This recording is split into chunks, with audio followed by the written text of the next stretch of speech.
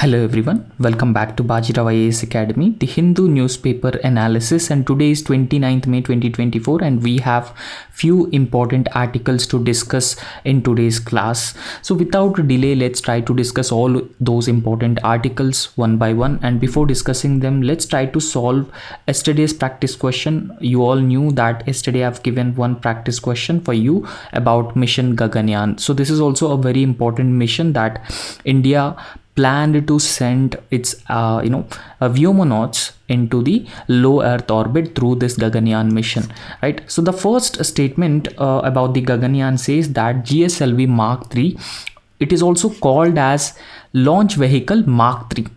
So it is much more advanced version of the existing rockets. So therefore, the Launch Vehicle Mark III is a 3-stage heavy lift launch vehicle, and it will be used for launching this Gaganyaan mission. And this is absolutely correct statement, because this GSLV Mark III is a 3-stage heavy lift launch vehicle and it will be used for Gaganyaan mission. So first statement is absolutely correct, no doubt about that.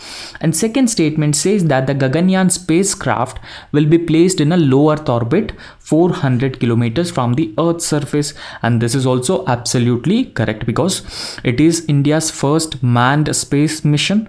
So therefore, we are demonstrating a technology to send humans into the space. So as part of the Gaganyaan program, we will send 3 astronauts into the low Earth orbit from 1400 kilometers from the surface. So therefore, both the statements are absolutely correct, and the correct answer for this question is option C.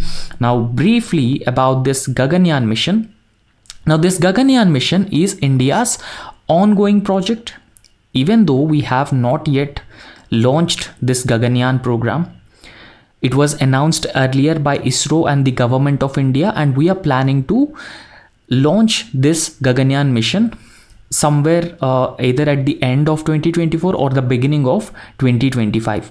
And it is India's ongoing project, and as part of the Gaganyaan mission, we'll send 3 manned missions. Okay, so we'll send 3 manned missions to the low Earth orbit of 400 kilometer with a crew of 3 members and bring them back safely, and this is the mission's overall objective. I think it is clear for you. Now as part of this particular program, 2 unmanned missions and 1 manned mission are approved by the government of India already. Now what does unmanned missions actually include?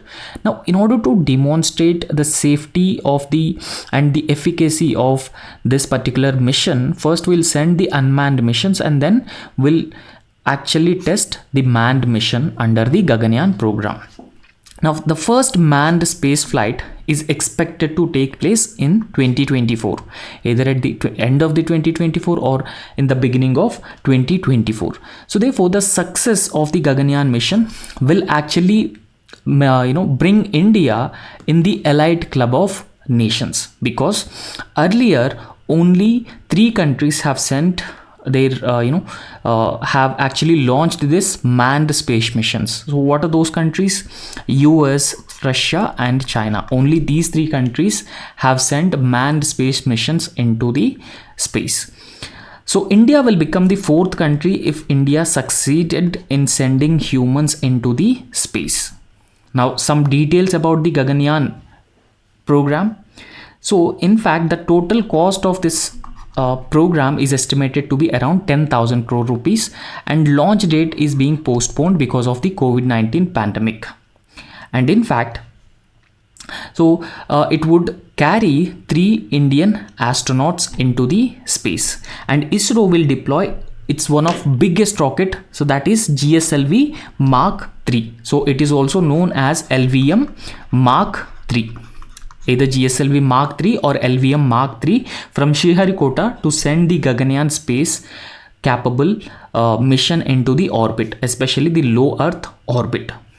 And in fact, this is the first manned mission sent by ISRO to low Earth orbit, and 3.327 ton capsule will orbit the Earth at an altitude of 400 kilometers up to 7 days with a 3-person crew on board. Okay, so if this Gaganyaan mission is successful, India will become the fourth country to send human beings into the space, because as I have already told you that before India, US, Russia, China already sent humans into the space, and if India's Gaganyaan mission successful, India will become the fourth country to send human beings into the space. And today also I have one more, a very interesting and very important practice question for you. So the question is with respect to the particular vulnerable tribal groups, and this is very, very important. And in fact, UPSC has also asked this question in previous years. And because of that reason, the PVTGs are very important. Now, if you can remember, recently as part of the PM Janman program, we have discussed about the particularly vulnerable tribal groups also. Right now, if you can go through the lecture about the PM Janman, you can clearly answer this question, right? So the question is that consider the following statements about the particularly vulnerable tribal groups of India. The first statement says that the PVTGs reside in 18 states and 1 union territory of Andaman and Nicobar Islands only. So this is the first statement. And second statement says that the PVTGs are neither constitutional nor statutory categories. This is the second statement. And third statement, for the comprehensive development of the particularly vulnerable tribal groups, the PM Janman was launched in 2023. So please go through all the statements and try to answer this question in the comment section, and I will provide you the correct answer and the explanation also in the tomorrow's class. Now today I have very interesting and very important articles to discuss, and first we'll start with the Palestinians UN membership. So we all knew that the Palestine is recently very often in news because of the Gaza Strip issue.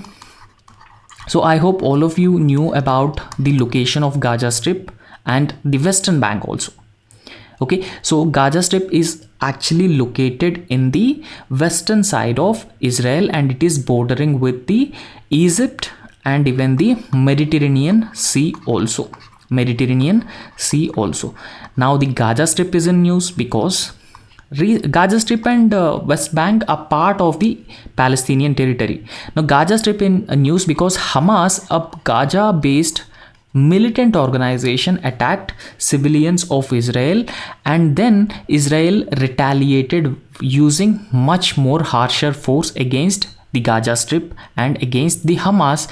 And in this retaliation of Israel, a lot of civilians casualties took place, and because of that reason there was a global positive sentiment towards Palestine, recognition of Palestine in the UN, and supporting the Palestinian statehood. All these all these events have been happening across the world. Now we'll understand briefly the context of this particular editorial. Now context is that the Israel's war on Gaza. Now I have told you the background why Israel is attacking Gaza Strip in general and Hamas in particular, which is a militant organization in the Gaza Strip. So this has actually raised several ethical, political and diplomatic questions in the global arena.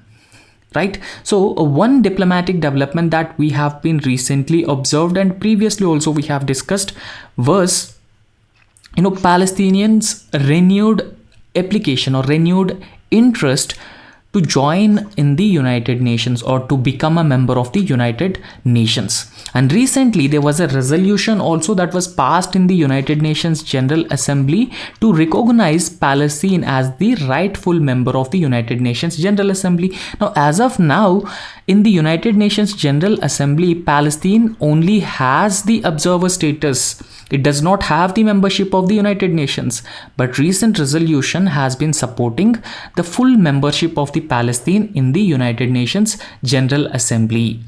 Now, so this is not the first time, please understand, this is not the first time. Before also Palestine tried to get the membership of the United Nations. So in fact in the year 2011, so it has its request was opposed by one of the veto-bearing US in the United Nations Security Council. Now, Now, if you look at the United Nations structure, United Nations Security Council is one of the most powerful body within the United Nations framework, right? So within the United Nations Security Council, there are 5 permanent members and 10 non-permanent members. I hope all of you knew about this, and these 5 permanent members actually wield a veto power. For example, any resolution is being approved, introduced in the United Nations. So if any of these 5 countries vetoed the resolution will not came into force or will not came into effect.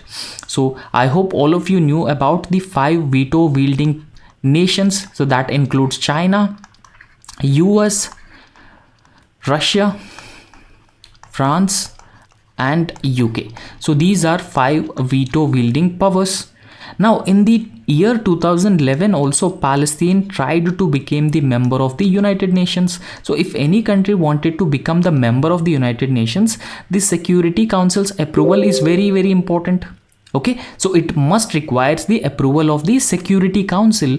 But on the other hand, within the Security Council, we have few countries, right, which actually have the veto power, right? So if any country vetoes such a resolution, they will never become the members of the United Nations. So that is the problem. So because of this reason, even though Palestine tried to become a member of United Nations in the year 2011, so its request was opposed by the veto bearing US in United Nations Security Council. And since then, so after the lack of approval of the United Nations Security Council, since then the Palestine has become the non-member observer status. Okay, so it has been enjoying only the non-member observer status in the United Nations. Okay, so now what exactly is India's approach towards the Palestine or Israel-Palestine conflict? So what was India's approach? Now if I can briefly discuss about the India's approach towards Israel and Palestine.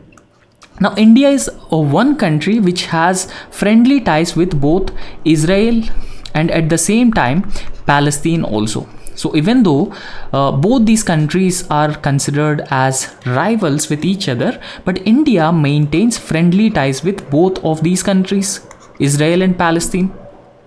But India's policy is the policy of dehyphenation, right? So this is the policy that India follows, dehyphenation. And as per the policy of dehyphenation, so it emphasizes on the thing that, for example, India's relations with Israel will actually stand on its own merits. Rather, India's relations with Israel will not impact its relations with Palestine. Now I will simplify it very clearly that, for example, as part of this dehyphenation policy, when India is engaging with Israel, so India's policy towards Palestine will not impact its policy with the Israel, right? For example, India will deal with these countries independently without keeping in mind the interests of other countries. So that is the dehyphenation policy, and which is being followed by India with respect to Israel and Palestine. And apart from that, there is also very often known a thing that is a two-state solution, right? A two-state solution or peaceful two-state solution. So where Israel and Palestine can coexist together peacefully without any conflict. So we actually support this two-state solution, a peaceful two-state solution between both these countries. So that is what India's stand is with respect to this particular dispute. And in fact, India on May 10 actually voted in favor of a draft UN General Assembly resolution, right? So now try to understand here that earlier there was a resolution. So what was this resolution talking about? So this resolution actually talking about giving a full-time membership to the Palestine in the United Nations. So that is what this resolution was talking about. And now this resolution was introduced on May 10 in the United Nations General Assembly. And in fact, India voted in favor of that particular resolution.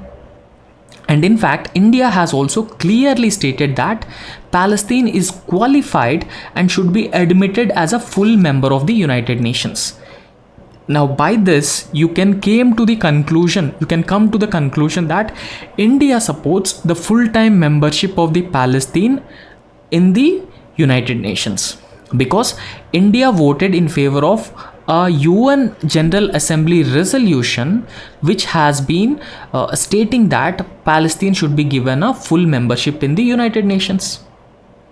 Okay, and in fact, India also recommended that Security Council reconsider the matter favorably, because now once this resolution is approved by the General Assembly, okay, so United Nations General Assembly, and that particular resolution must be approved by the United Nations Security Council also. In the United Nations Security Council, all the member countries must agree to this. So agree to this in order to make Palestine a member of the United Nations.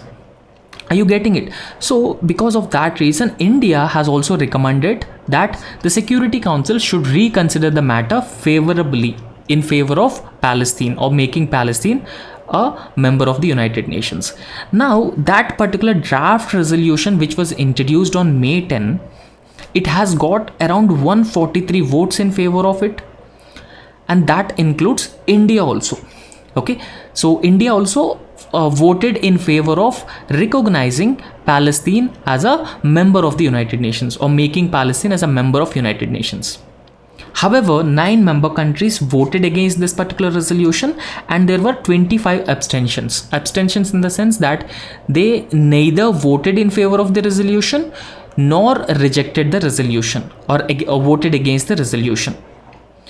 So in fact, once this resolution was approved or accepted by 143 member countries, it is said that the UN General Assembly Hall broke into applause.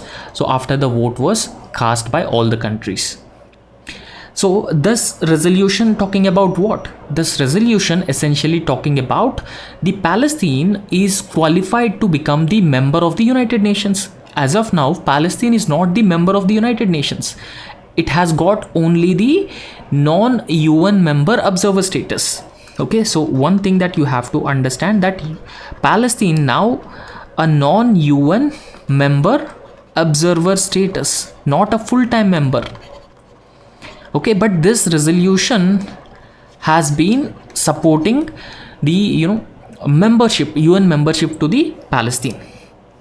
And in fact, this resolution seeking the full membership of the Palestine as per Article 4 of the UN Charter, and should therefore be admitted to the membership in the United Nations, and that is what this resolution is talking about.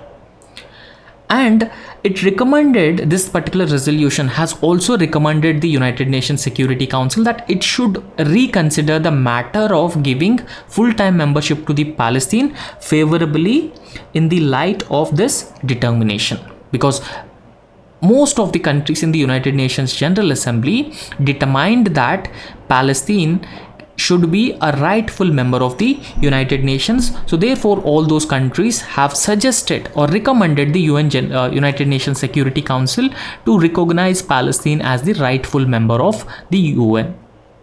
And in fact, so if you look at India's credentials with respect to its engagement with the Palestine, so it is said that India was the first non-Arab state. Okay, so there are number of Arab states in the Middle East: UAE, Qatar, Oman, Saudi Arabia. So they are Arab states. And in fact, India was the first non-Arab state to recognize the Palestinian Liberation Organization. Now understand, we have also discussed this Palestinian Liberation Organization in the context of Oslo Accords between Israel and Palestinian Liberation Organization. And in fact, all these Arab states strongly support the independent existence of Palestinian state. So therefore, India was the first non-Arab state to recognize the Palestinian Liberation Organization, where it was not enjoying the legitimacy, or it was not enjoying the recognition of most of the countries, but India was the first country to recognize this particular organization as the sole and legitimate representative of the Palestinian people. So when it was done by India, it was done in 1974, and this was the first major attempt from India to establish positive or friendly ties with Palestine and most of these West Asian countries. And after that, India has also made several other attempts. Okay, so in fact, India was also one of the first countries to recognize the state of Palestine in 1988. So India first recognized the state of Palestine in the year 1988. And in 1996, in fact, India opened its representative office to the Palestinian Authority in Gaza. Okay, right. So we have recognized the existence of Palestine in 1988, and in fact, Palestinian authorities are also well aware about the importance of India for them. So, followed by this, in 1996 also, India opened a representative office in the Gaza, and later this particular representative office was shifted to Ramallah in 2003. Now we'll try and understand what is the actual process for a country to become the full-time member of the United Nations. How can any country become the full-time member of the United Nations? Now understand, recently Ireland, Norway and Spain to enact a resolution to recognize Palestine as a state. So this was also we have discussed, and today all these three countries have recognized Palestine as an independent state. Okay, so in fact, the ongoing Israel and Hamas war has actually claimed a whopping 36,000 lives in Palestine. So that is not a small number, and the growing recognition and growing sympathy for the Palestine is stemming from the fact that around 36,000 civilians were died in this particular conflict. And earlier, on May 10, a resolution, United Nations General Assembly adopted a resolution that upgrades the Palestinian rights at the UN as an observer state. Okay, so as of now, Palestine has got the observer status in the United Nations. Now all these states have introduced the resolution to recognize Palestine as a full-time member of the United Nations. So now we are discussing what exactly is the procedure to for any country to become the member of the United Nations. First, the resolution must be approved by the United Nations, and then the resolution will be sent to the United Nations Security Council, and no country in the United Nations Security Council should veto this particular resolution. Only then that country will become the full-time member of the United Nations. Right? So this is the actual procedure of becoming any country a full-time member of the United Nations. Right? Now, if for example, Palestine became the member of the United Nations, what rights and privileges that it enjoys? So this is also very important that we must understand. So because of these rights and privileges the member countries of the United Nations enjoy, all other countries have been strongly supporting the membership of the United Nations. Right? Now, the resolution actually said that the additional rights and privileges of the participation of the state of Palestine will be effective as of the 79th session of the General Assembly that will begin in 2024 September. So this effectively means that by 79th General Assembly meeting that will be held in September 2024, all the rights and privileges will be extended to the authority or state of Palestine by the United Nations that other remaining powers have also been enjoying. Okay, so this also includes the right to be seated among the member states. For example, there are a few places which are reserved for the member states and observer states. Now Palestine, if it becomes the member state of the United Nations, so it has the right to be seated among the member states in an alphabetical order. Okay, so secondly, they can make the statements on behalf of a group, and that including among the representatives of major groups. Now they can actively raise their voice against the oppression which is being committed by any state or non-state actors, and they can also strongly advocate for the rights of the people. So in case any of these civil rights are being violated by any non-state or state actors, then the Palestinian Authority will have the right to make sure that all other countries are listened to the concerns of the Palestine. And after that, the right of the members of the delegation of the state of Palestine to be elected as officers in the plenary and main committees of the General Assembly. Now General Assembly also have a lot of other committees, and now the representatives of the Palestinian Authority can now become the officers of various these committees. And also the right to full and effective participation of in the UN will also be extended to the extended to the Palestine. And after that, there will be conferences and international conferences and meetings which are being convened under the auspices of the General Assembly. After that, Palestine in its capacity as an observer state as of now does not have the right to vote in the General Assembly. So since it is an observer state, for example, imagine that a resolution A is introduced in the United Nations General Assembly. Now what is the status of Palestine in the United Nations? Now it is an observer state. So since it is an observer state, Palestine cannot vote on the resolution A. But if it becomes a member of the United Nations General Assembly, any resolution is introduced in the General Assembly, now Palestine can vote on that resolution. And in fact, it can also put forward its candidature to the UN organs. For example, if you look at the United Nations Security Council, so it consisting of 5 permanent members plus 10 non-permanent members. And now Palestine can put forward its candidature for one of the non-permanent members of the United Nations Security Council and various other organs of the United Nations. So these are the rights and privileges which are being extended to the Palestine if it becomes a full-time member of the United Nations. And next we have another very important article from the Hindu. So that is with respect to the fire safety regulations in India. So recently we have seen a number of fire accidents which are taking place. For example, one fire accident in a gaming zone in Rajkot of Gujarat, and another fire accident in a hospital in Delhi. So all these incidents have been pointing out towards the fact that the fire safety regulations in India are not well equipped to deal with the actual incidents or any other fire accidents that are taking place. Now what are the loopholes, where are the problems existing? So we'll understand very detailed manner in this particular article. Now context, what is the context of this article? So the context is that a deadly fire at the gaming center in Rajkot, so that took place in Gujarat on May 25, killed at least 32 people. So it is very unfortunate that this particular fire accident in a gaming zone in Rajkot killed around 32 people.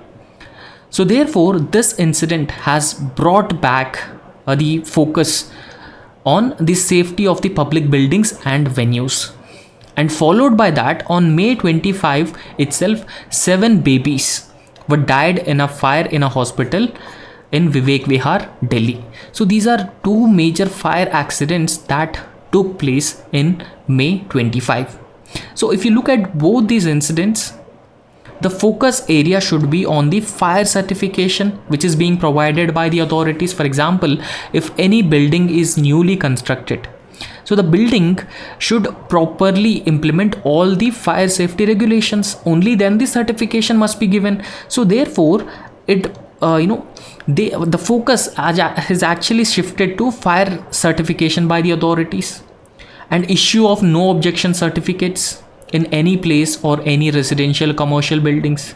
And in fact, it also pointing out towards the fact that failure of the authorities to take cognizance of the illegalities that were happening in the full public view, and as a result of these failures, the fire accidents have been happening across India. Okay, so now how fire regulations are being governed across different parts of India. So that is what we need to understand. And in fact, after these fire accidents have taken place, so the union government's position was that the fire safety. So union government's position on this fire safety was that the model building bylaws of 2016 and its component chapter 11 on fire protection and fire safety requirements. So these legislative or executive enactments with respect to the fire safety, so they provides a necessary framework for the state governments. Now the union government shifting the blame on these fire accidents on the state governments, because the union government is now telling that the model building bylaws of 2016 and component chapter 11 on fire protection and fire safety requirements actually provides a uniform framework or a framework to different state governments. Now the state governments have already got this framework from these bylaws and fire protection and fire safety requirements of the center, and now the state governments have to bear the responsibility under the state laws. So this is what the position of the union government over these fire accidents. And in fact, ensuring adherence to these fire safety norms and standards were laid down in part 4 of the National Building Code. Now if you can go through the National Building Code, which is being introduced to ensure that the buildings were constructed in a accident prone manner to reduce the vulnerability in case of any accident takes place. Now in this National Building Code, chapter 4 actually talking about the adherence to fire safety norms and standards by all the commercial and residential buildings. And also this part 4 of this particular standards talking about incorporating mandatory provisions in the process is left to the states. Okay, so now it says that the state governments have the greater responsibility to ensure regularly these regulations are followed by the governments.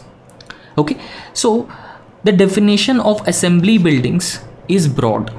So what exactly is that these assembly buildings? So these assembly buildings definition is very broad under the regulations. So they actually include a building or a part of a building where not less than 50 gather for amusement, recreation, social, religious, patriotic, civil, travel and similar other purposes, right? So this assembly actually includes a place where not less than 50 gather for amusement, recreation and wide variety of other purposes. So that is actually known as the assembly of buildings, where the strict enforcement of the fire safety regulations is a very necessary, or you can say it is a mandatory. But there are some issues which are actually the major causes or leading causes of the urban fire.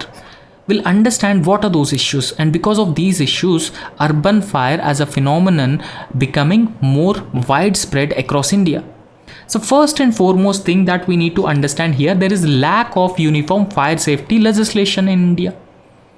So when we have the uniform fire safety legislation, so that will help us deal with the existing accidents that have been regularly taking place. Now, if you look at the data from Accidental Deaths and Suicides in India report 2020, so this report has been suggesting that a total of 11,037 cases of fire accidents were actually reported in the country during 2020 alone. Okay, so despite such a huge number of accidents have been taking place across different parts of India, the problem is that there is no uniform legislation regarding the fire safety, fire protection in India, and that is a key concern here, right? So therefore we must have a uniform fire safety legislation in our country to deal with the fire accidents. And secondly, natural and climatic issues have also been the major causes of regular or frequent fire accidents. because now we are going through the extremely high temperatures. So therefore this natural weather phenomenon, so that including high temperatures, lightning, extreme heat and low humidity, so they actually causing fires or fire accidents in the urban areas. So this is the second most common cause of fire accidents. And after that, if you look at the most of the buildings, whether residential buildings, commercial buildings, hospitals, so there is an absence of smoke management and even the absence of emergency lighting. So this emergency lighting can actually guide the people towards the exit routes. So therefore we can reduce the loss of lives, we can reduce the vulnerability of the people to these fire accidents. Now if you look at these urban areas, most of the urban areas actually have the high-rise buildings, and these high-rise buildings very often contain a large number of enclosed spaces. Okay, so in these high-rise buildings, even if a small fire accident actually takes place, it becomes a hazard due to the lack of smoke management and emergency lighting and warning mechanisms in these buildings. So all these factors have been further increasing the vulnerability, further increasing the risk of these fire accidents, and they are also increasing the loss of lives. Okay, so these are some of the issues in urban fire management. So we have talked about the absence of smoke management and emergency lighting, and we have also talked about lack of uniform fire safety legislation. And apart from that, there are also some other reasons. There's lack of proper electric insulation in buildings and no vulnerability analysis, low degree of citizen awareness about these fire accidents, and fire protection and unavailability of the skilled manpower is also another challenge. So all these are issues in the urban fire management that we have been facing. Now, what should be the way forward? How can we deal with these fire accidents that have been taking place regularly? So, as a response to this Rajkot gaming zone fire accident, a suo motu notice was issued by the Gujarat High Court. And in fact, the Gujarat High Court has actually extends its direction on the fire safety, and it also calls for a government report on the action to comply with the comprehensive developmental control regulations. So the development must be regulated, must be controlled, and all these buildings must follow the building codes, right? So they must follow the building codes, and at the same time fire non-objection certificates should be issued in a regulated manner after going through all these safety protocols, and even the periodic checks under the Fire Safety Act and issue of license under various acts must be implemented by all these commercial residential buildings. Okay, so apart from that, there should be a tightening the implementation of these provisions under the bylaws and protection and safety protection and fire safety under this building code, and even the model building bylaws are very important and very imperative. So after that, we should also talk about the full accountability by the state and enforcement agencies is very, very important. So there should be a full accountability by the state and even the enforcement agencies as well. And after that, the temporary and ramshackle structures, so allowed to come up in urban and rural areas, attracting the unwary leisure seekers. So they actually run the risk of setting off deadly fires. So there are temporary camps which are being established. So now you can see clearly. So there are some temporary camps which are being established for a temporary period, and they have the risk of catching fire easily. So therefore, all these places need to be tightly regulated, and apart from that, the regular checks to ensure that those buildings are complying with the fire safety. So all these things must be done to reduce the number of fire accidents in India. That is a major cause of concern because it is also resulting in loss of lives. So the next important article is Norway, Ireland, Spain to recognize Palestine. So they have already recognized Palestine. Okay, so all these three countries are now formally recognized the Palestinian State Authority. Okay, so see, understand that in fact, if you look at Israel, Israel had the close relations with all other European countries, and in general we can call a West. But recent the Hamas Israel conflict, especially in Israel, around 36,000 civilians were died in last year and this year. So there was a sentiment, a positive sentiment is being growing in most of these Western countries also. Now they coming forward and they are started recognizing Israel, a Palestinian state. Okay, so most of those countries have not recognized the existence of Palestine also. But because of this humanitarian crisis in Palestine, these European countries are also started coming forward and now recognizing the Palestinian Authority, so that Israel may stop its force, may stop the retaliation on Palestine, because that is a leading cause of killing civilian population of Palestine.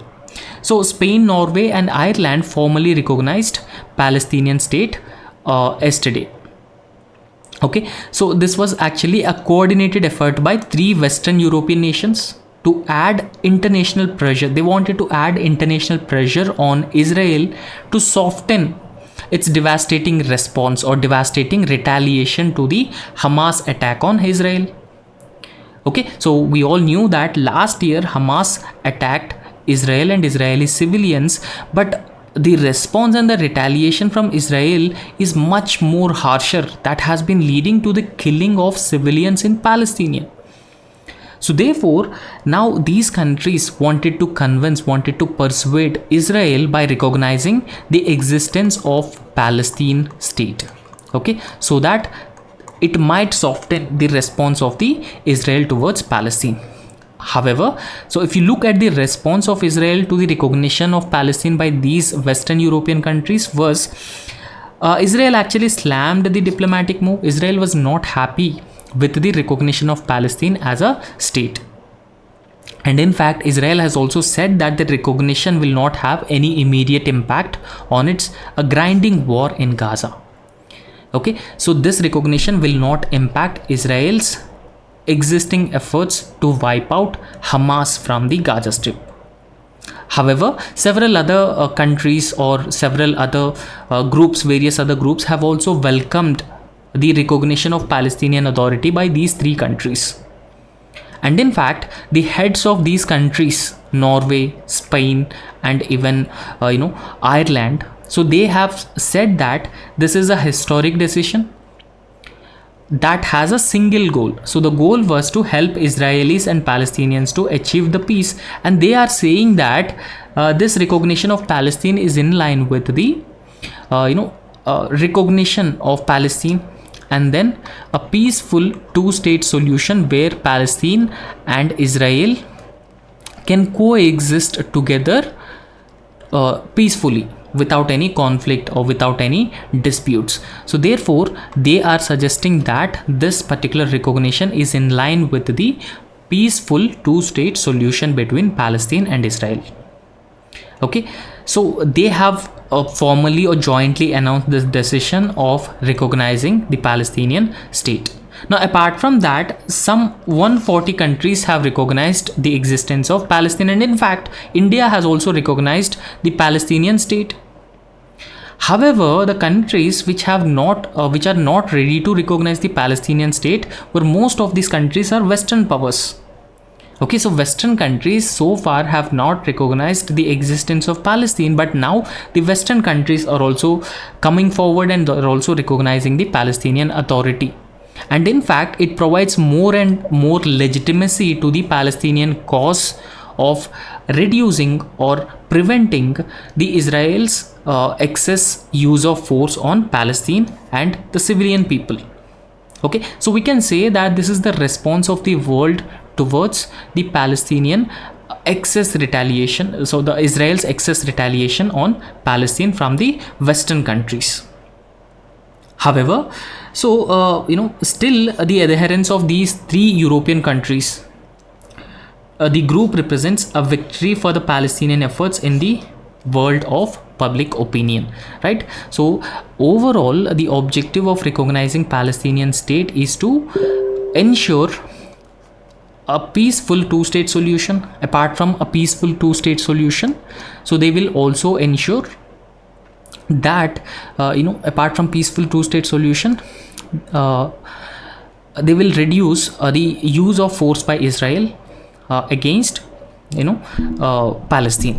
So the next very important news article is the constitution and how the constitution is being discussed and debated as part of the 18th Lok Sabha polls or 18th general elections. How constitution became one of the important aspects to discuss, and how it has become the central aspect in the 18th general elections that are happening in India among all these political parties. We'll try to discuss that in a very brief manner. And in fact, the constitution has actually entered into the battleground or a battlefield of the 2024 Indian elections. So how it entered into the battlefield of the Indian elections 2024? So the first thing was that, so recently BJP has announced that, so if it wins more than 400 seats, so it actually promised the people that it will change the constitution. So if it wins more than 400 seats, that it said it will change the constitution or it will bring significant amendments in the constitution. So if they actually achieve this electoral dominance, and in fact different segments of the society actually perceived this particular remark of the BJP differently, right? For example, we have the parliamentary form of government, and we have certain features like we are a socialist, secular, democratic republic. And what does it mean when BJP says that they will amend the constitution? How they will amend the constitution? So that is the major issue, and that was the one aspect which brought constitution into the center. And after that, the opposition leaders have also portrayed that this election as a battlefield to save the constitution. Now, when the BJP has said that they wanted to amend the constitution or they wanted to change the constitution, now opposition parties have started talking about the constitution, that this election is about saving the constitution. This election is about to save the constitution. And this also attracted the voters from some sections, because they have some misconceptions about the BJP, how what does the amendment of the constitution from the BJP side actually means, right? So now opposition parties have come up with campaigning, which now they have been emphasizing on constitution. They wanted to save the constitution. Okay, so this was also a battlefield for constitutional principles and even the ordinary laws as well. Because now if you look at some of India's ordinary laws, for example, sedition is an ordinary law. Now these ordinary laws very often seen as a discriminating, and at the same time they are very often used coercively by the state to undermine the freedoms, to undermine the fundamental liberties of the people, and that also disempower the citizens through these ordinary laws.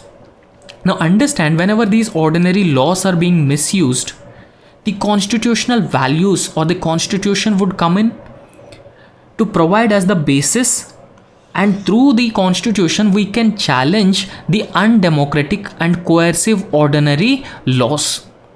So not just coercive, but even the discriminatory laws can be challenged through the constitution, and therefore people have been perceiving that constitution is a very, very important document, and it should not be altered by the governments as per the political whims and fancies. And you can go through the principles of the constitutionalism. For example, separation of powers, responsible and accountable government at the center and state governments, and independent judiciary, individual rights. So all these factors comes under the principles of constitutionalism.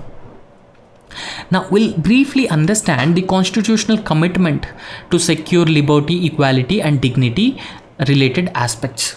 Now when we talk about this liberty is clearly mentioned in the preamble, and liberty is also mentioned in Article 19, so it talks about the freedom, article 19, and even article 21 of the Indian constitution, right to life and personal liberty.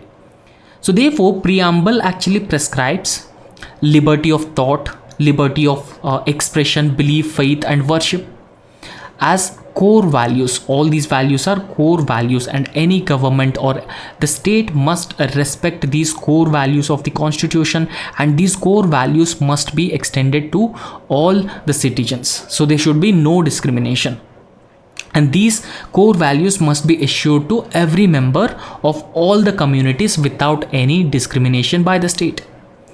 And equality is a principle, is very important, and equality as a mention in the preamble. And apart from a preamble, right to equality, article 14, article 15, 16, 17 talks about the right to equality in Indian context, the fundamental rights. Okay, so inequality in India is actually based on the concept of certain things. For example, inequality in terms of caste, gender. So that sort of inequality must be eliminated, and we need to create an egalitarian society in our country. So therefore the state must treat all the citizens equally without any discrimination. However, in this context, the positive discrimination is allowed. Positive discrimination or affirmative action is permitted. Because of the positive discrimination, so we can undo the historical injustice of the scheduled caste and scheduled tribes or the other weaker sections.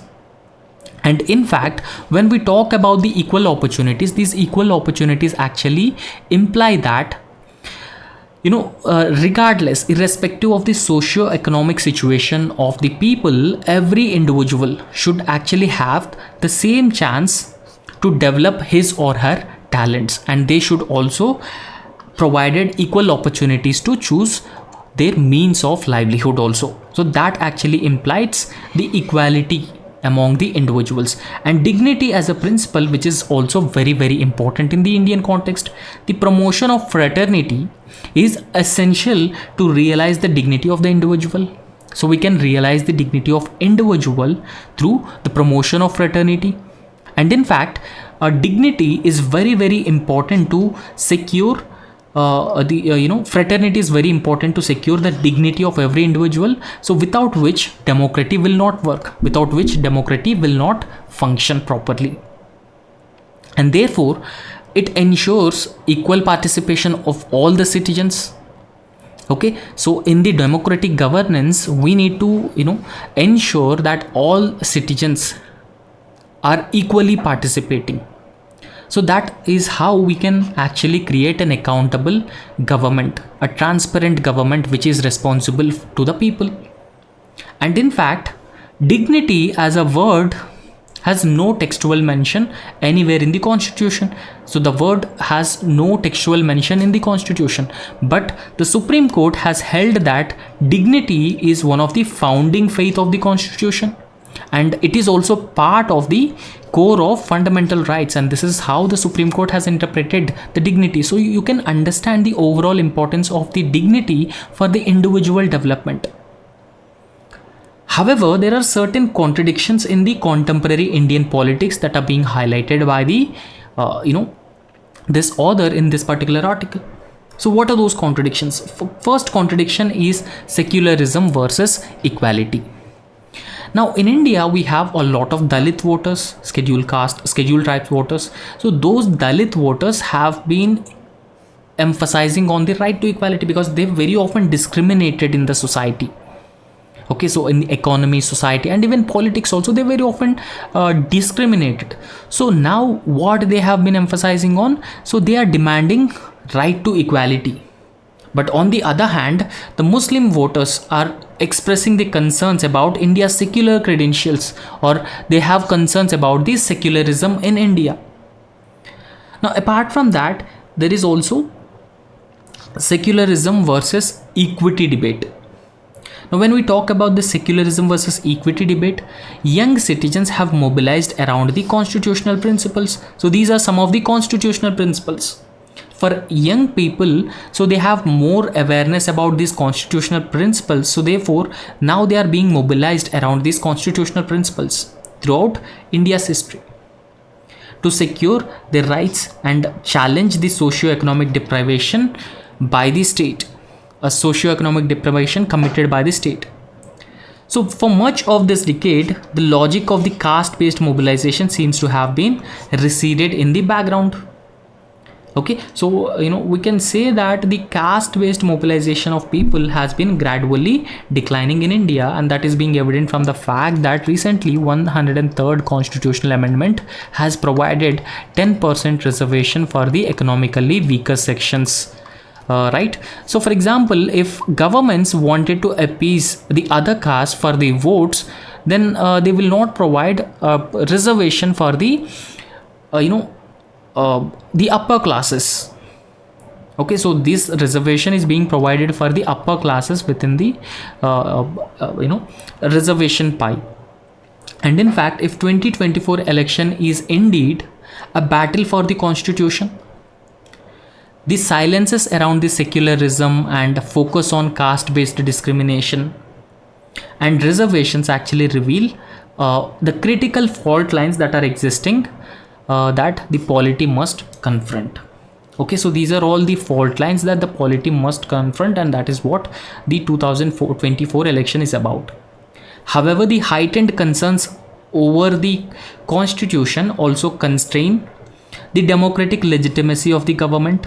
But now, because most of the voters have been casting their vote keeping in mind the concerns with respect to the constitution, so regardless of the electoral outcome, the concerns over the constitution actually constrain the democratic legitimacy of the government. Okay, so that's all in this lecture, and thank you so much. Please subscribe to our YouTube channel and also hit the like button, and please also answer the question in the comment section. Thank you.